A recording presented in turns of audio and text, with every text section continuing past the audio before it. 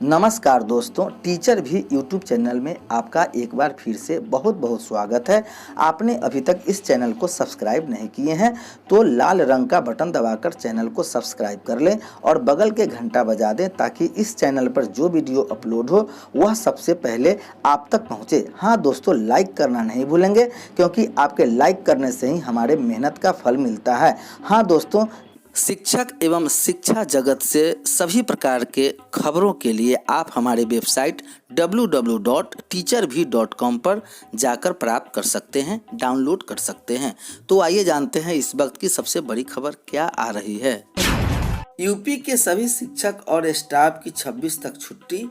Allahabad high court ने UP के सभी शिक्षण संस्थान 26 अप्रैल तक बंद करने का आदेश दिया है। हाई कोर्ट ने कहा कि इस दौरान शिक्षक और स्टाफ की छुट्टी रहेगी। हाई कोर्ट ने कहा कि चाहे निजी हो या सरकारी, सभी प्रतिष्ठानों को 26 अप्रैल तक बंद कर दें। कोर्ट ने कहा कि केवल आवश्यक सेवाओं को छुट्टी दी जाए।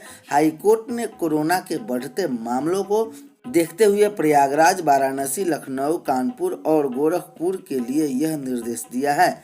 हाईकोर्ट ने कहा कि वित्तीय संस्थानों के विभागों, चिकित्सा और स्वास्थ्य सेवाओं, औद्योगिक और वैज्ञानिक प्रतिष्ठानों, नगर पालिका के कार्यों और सार्वजनिक परिवहन सहित आवश्यक सेवाओं को इस दौरान केवल छुट्टी दी जाएगी।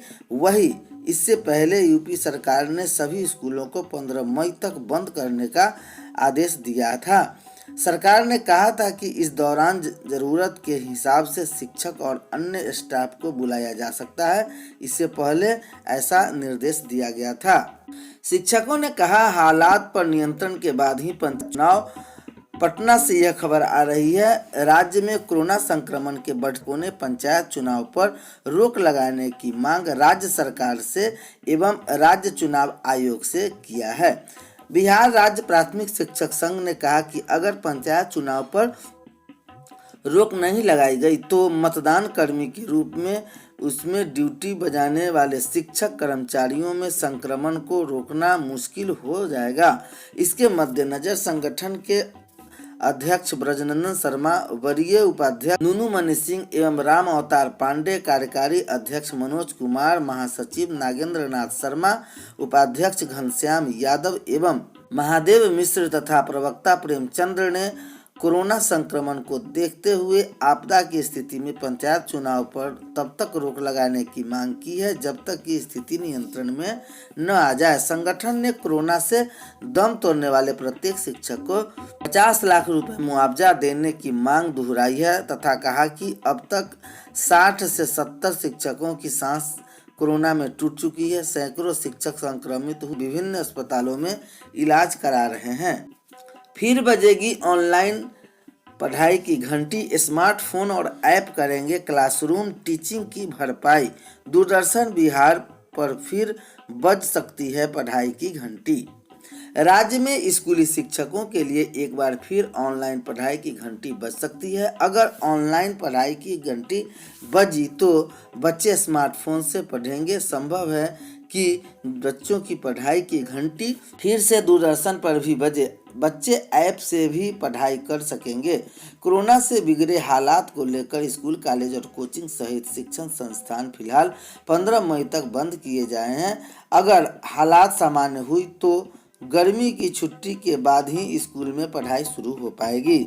इसके मद्देनजर अगर स्कूली बच्चों की बात करें तो स्कूलों में क्लासरूम से इधर की पढ़ाई की वैकल्पिक संभावनाएं पर मंथन शुरू हो गया है। इस पर मंथन वर्ष 2020 के 13 मार्च से उत्पन्न हुई स्थिति के शैक्षणिक अनुभवों पर किए जाने की संकेत मिल रहे हैं। कोरोना से बचाव के लिए वर्ष 2020 के 13 मार्च से जब तक स्कूल, कॉलेज और कोचिंग सहित शिक्षण संस्थान बंद किए गए थे तो 20 अप्रैल 2020 से दूरदर्शन बिहार पर पहली से 12वीं कक्षा के स्कूली बच्चों के लिए कक्षावार चरणबद्ध पढ़ाई की घंटी बजनी शुरू हो गई थी। इसके तहत पहली से दूसरी कक्षा के छात्र छात्राओं की घंटी 55 मिनट की बज रही थी जो अपराह्न 3:05 से शुरू होकर 4 बजे तक चलती थी। तीसरी से 5वीं कक्षा के बच्चों की पढ़ाई की घंटी में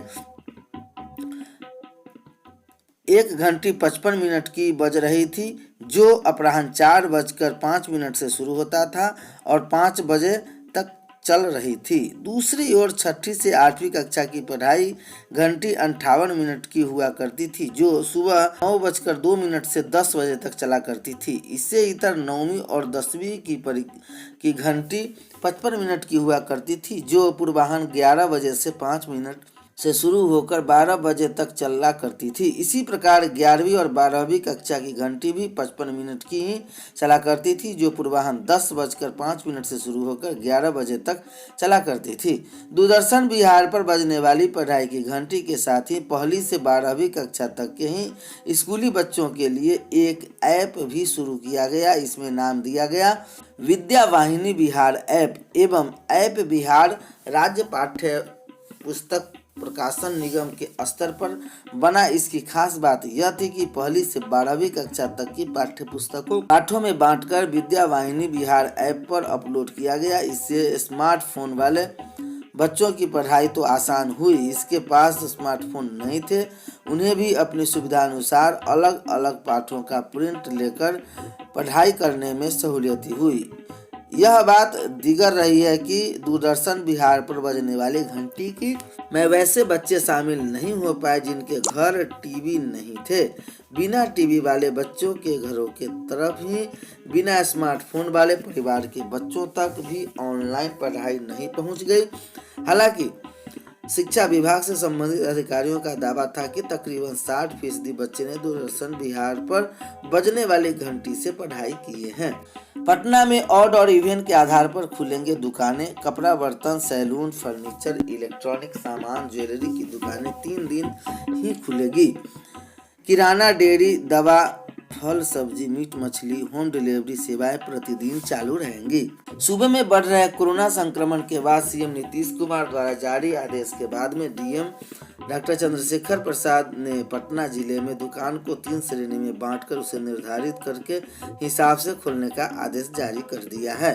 डीएम डॉक्टर सिंह ने कहा कि श्रेणी 1 की दुकानें प्रतिदिन खुलेगी। इसके तहत किराना, डेयरी, दवा दुकान, सभी अस्पताल, सभी क्लिनिक, होम डिलीवरी सेवा, ई-कॉमर्स, अनाज मंडी, सब्जी मंडी, मीट मछली की दुकान, पशु चारा की दुकान, वर्कशॉप व गैरेज, पेट्रोल पंप व गैस एजेंसी, टायर। बिहार में 28 दिनों में 52,187 संक्रमित। सोमवार को 83,361 सैंपलों की जांच में 7,487 संक्रमित मिले। 41 मरीजों की मौत। देश भर में एक दिन में रिकॉर्ड 1757 लोगों की गई जान तथा 2 लाख